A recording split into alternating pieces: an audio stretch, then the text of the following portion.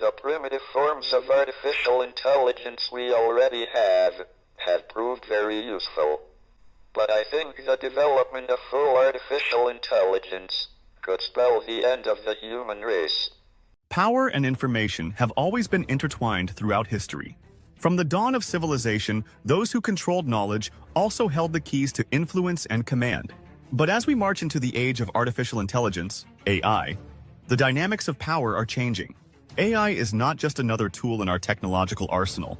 It has become an agent in itself, capable of making decisions and potentially altering human existence. This evolution demands that we carefully consider how we manage this power. After all, history has shown us that power, when uncontrolled, can lead to disastrous consequences. This video was inspired by the book Nexus by the author Yuval Noah Harari. Please note some chapters will be left out in this video. Before we dive into his book, first, let us hear from the author himself. The Department of Justice has indicted a music producer for fraud, alleging he used bots and AI-generated songs to rack up $10 million in royalties from streaming services. According to the indictment, the producer, Michael Smith, created AI-generated music and played it billions of times using bots he had programmed, a warning sign of how AI could be abused. Moving forward, our next guest has written extensively about the threats AI poses to the social order. And joining us once again, New York Times bestselling author Yuval Noah Harari. He's back to talk more about his new book entitled Nexus, a brief history of information networks from the Stone Age to AI. And let's start at AI this time. And Yuval, I'm curious, are we behind? I mean, if you look at this case, and there's got to be millions now, opportunities for people to abuse AI. Are we behind, too far behind to catch up with the forces of this? No, we are not too far behind. The power is still in our hands, but it is slipping from our hands and shifting to the AI. What everybody should understand about AI is not a tool. It is an agent. It is the first technology in history that can make decisions by itself, that can create new ideas by itself, and therefore can take power away from us. An atom bomb ultimately empowered human beings because it was the bomb could not decide anything and could not create new bombs. But AI can do that. Let me tell you just one small story about what the new generation of AI can do. When OpenAI developed GPT-4, they wanted to test what this thing can do. So they gave it a test to solve CAPTCHA puzzles. CAPTCHA puzzles are these visual puzzles you get when you try to access a website, and the website wants to know if you're a human or a robot and block the robots. Now, GPT-4 could not solve by itself the CAPTCHA puzzle. What it did, it accessed an online web page where you can hire humans to do jobs for you, TaskRabbit, and it asked a human worker, please solve the CAPTCHA puzzle for me. Now, this is the interesting point. The human got suspicious. It asked GPT-4, why do we need somebody to do this for you? What, are you a robot? And then GPT-4 told the human, no, I'm not a robot. I have a vision impairment, so I can't see the CAPTCHA puzzles. This is why I need help. And the human was duped and did it for it. So it is already able not just to invent things, it's also able to manipulate people. Let us now dive into his book. Thank you. Chapter 1. What is information? Information is a double-edged sword. While it can provide insight and clarity, it can also be misleading if not interpreted correctly. Let's say you hear there are 10,000 soldiers marching. That one piece of information doesn't tell you everything. Are they experienced veterans, or are they new recruits? Are they alert and ready for battle, or are they exhausted after a long march? The truth is often more complex than a single fact. That's why how we interpret information is crucial to understanding the full picture. Misinformation happens when someone misunderstands reality, often without meaning to lie. For instance, a rumor about a storm heading toward a city might spread like wildfire, causing panic even though the storm is miles away. This kind of mistake can lead to unnecessary confusion or fear, but it is not a deliberate lie. On the other hand, disinformation is a deliberate lie intended to mislead. Governments, corporations, and even individuals can spread disinformation to control narratives and manipulate others for personal gain. AI can create and spread disinformation on a steroid level that the world of information has never seen before. Whether rooted in reality or not, information always has connections. Think of it like a puzzle. One piece alone doesn't show you the whole image, but when you put enough pieces together, the picture becomes clearer. The way we make these connections can dramatically shape our perception of the world. This is why it's so important to approach information critically, always questioning its source and context. Chapter 2. Stories. Unlimited connections. Stories have always been the most powerful way to communicate ideas, and they can connect billions of people across the globe. Think about it. Every brand you know, every famous person you admire, and even every product you buy is tied to a story. Whether it's the story of success, struggle, innovation, or triumph, it's the narrative that people connect with, not just the facts. However, stories can either unite or divide. Take, for example, historical events. The way one country tells the story of its past can be very different from the way another country tells the same story.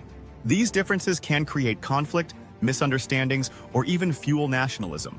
Changing the story or understanding someone else's version of it can be the key to fostering unity or driving deeper wedges between us.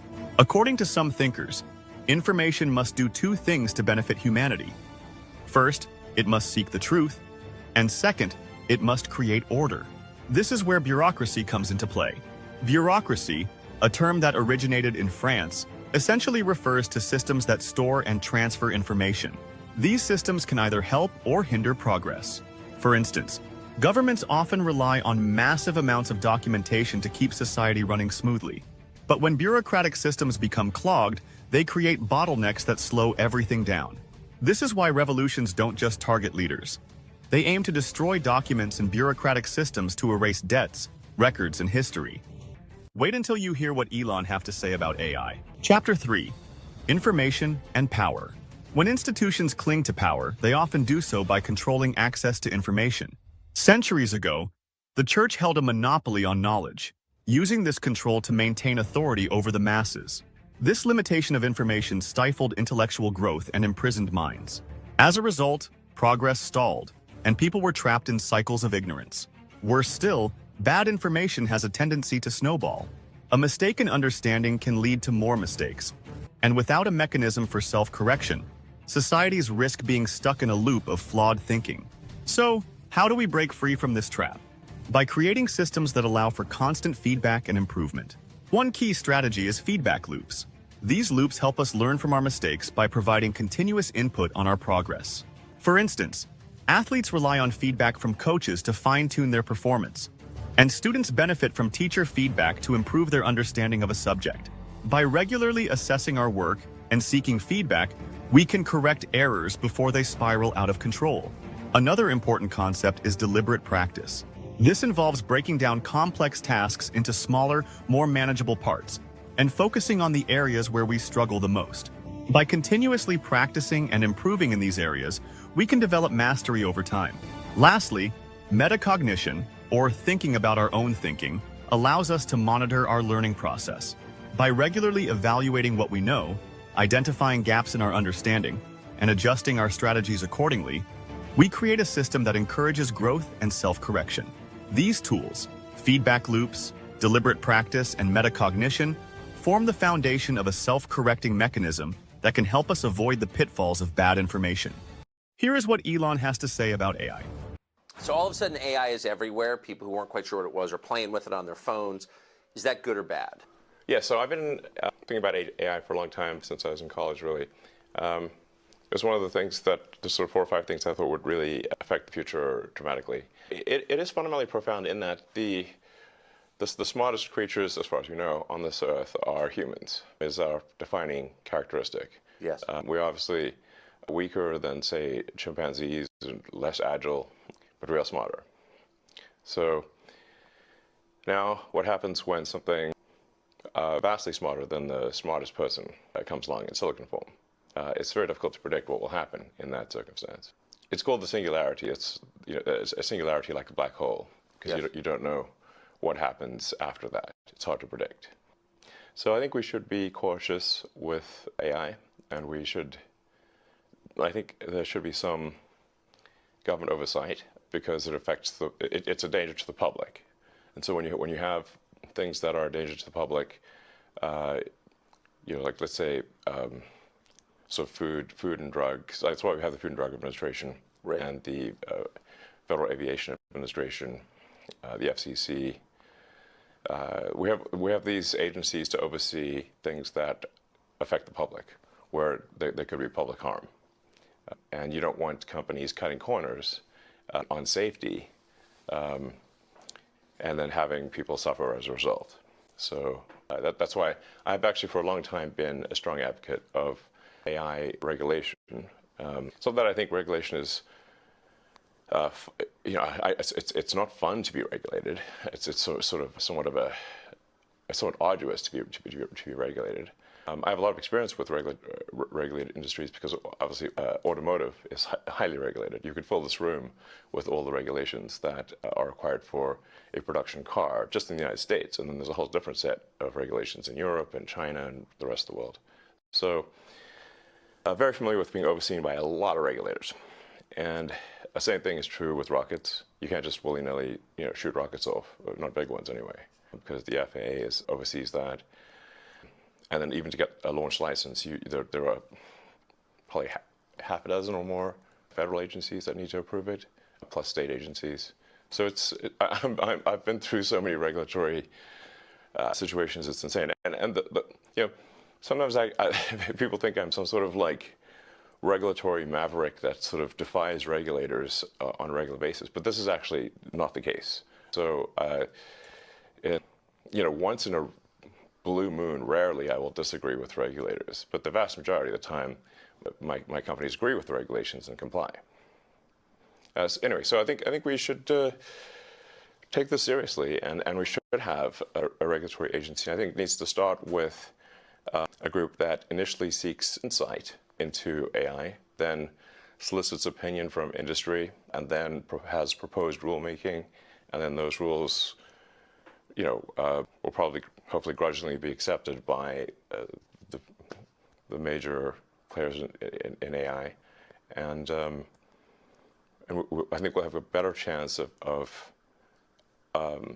advanced AI being beneficial to humanity in that circumstance.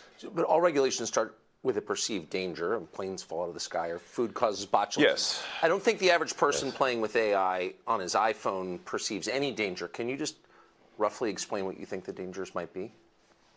Yeah, so the danger, really, AI is perhaps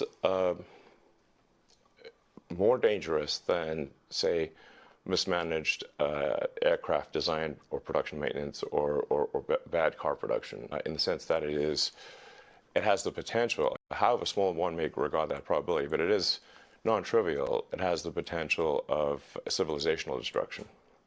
There's movies like Terminator, but it wouldn't quite happen like Terminator, because the intelligence would be in the data centers. Right. The robot's just the end effector.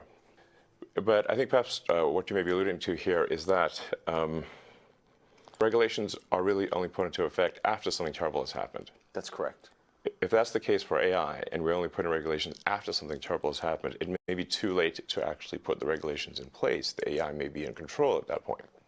You think that's real? It is conceivable that AI could take control and reach a point where you couldn't turn it off, and it would be making the decisions for people. Yeah, absolutely. Absolutely. No, that's definitely where things are headed, for sure. I mean, the things like say ChatGPT, which is based on GPT-4 from OpenAI, which is a company that I played a critical role in creating, unfortunately. Back when it was a nonprofit? Yes. I mean, the reason OpenAI exists at all is that Larry Page and I used to be close friends, and I would stay at his house in Palo Alto, and I would talk to him late into the night about AI safety. And at least my perception was that Larry was not taking AI safety seriously enough. And What did he say about it? he really seemed to be wants sort of digital superintelligence, basically digital God, if you will, as soon as possible. He wanted that? Yes. He's made many public statements over the years that the whole goal of Google is what's called AGI, artificial general intelligence, or artificial superintelligence. And I agree with him that there's great potential for good, but there's also potential for bad. And so if you've got some radical new technology, you want to try to take the set of actions that maximize the probability that it will do good and minimize the probability it will do bad things. Chapter 5. Decisions, a brief history of democracy and totalitarianism. Democracy, for all its strengths, has a critical weakness. It can be easily manipulated. Leaders who rise to power through democratic means can sometimes use that power to undermine the system itself. History is full of examples where elected officials have turned democratic institutions into instruments of authoritarian control. For democracy to function properly, there must be a balance of power.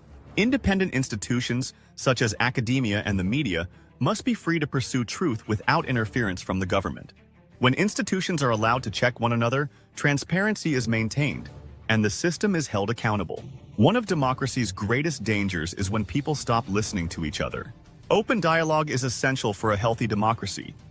But when voices are silenced, either by the government or by societal pressure, the system begins to break down.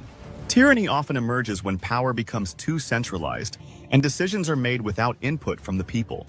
Tyrants may believe that they can control everything, but they often underestimate the resilience of human will. Oppression and injustice may seem to quash resistance, but they actually fuel it. Every revolution is born from a desire to fight back against unfairness and reclaim dignity. But almost every revolution comes another dictator. First, they claim it is for the people. Then they usually claim power for themselves.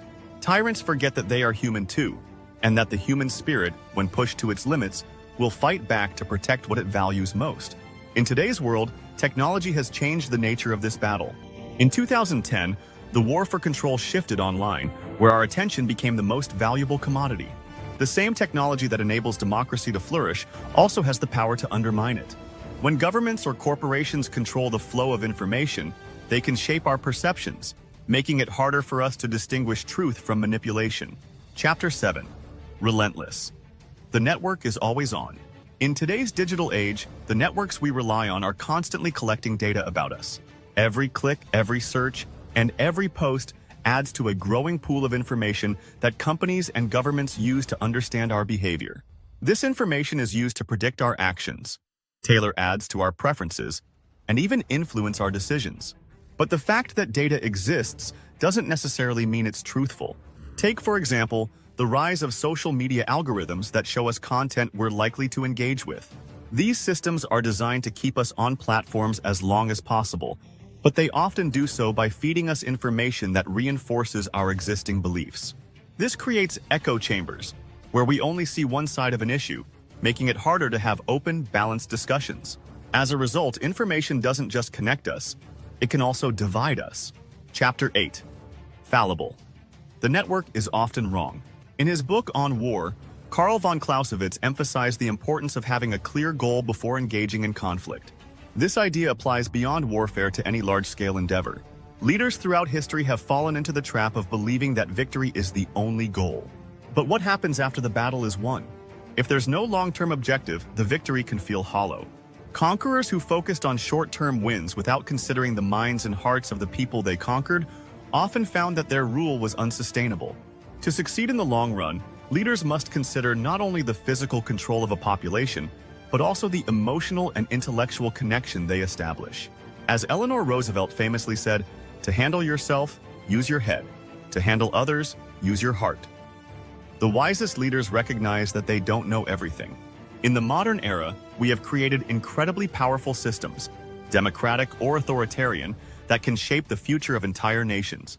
But the question remains, will these systems serve the people, or will they impose control upon them? Chapter 9. Democracies.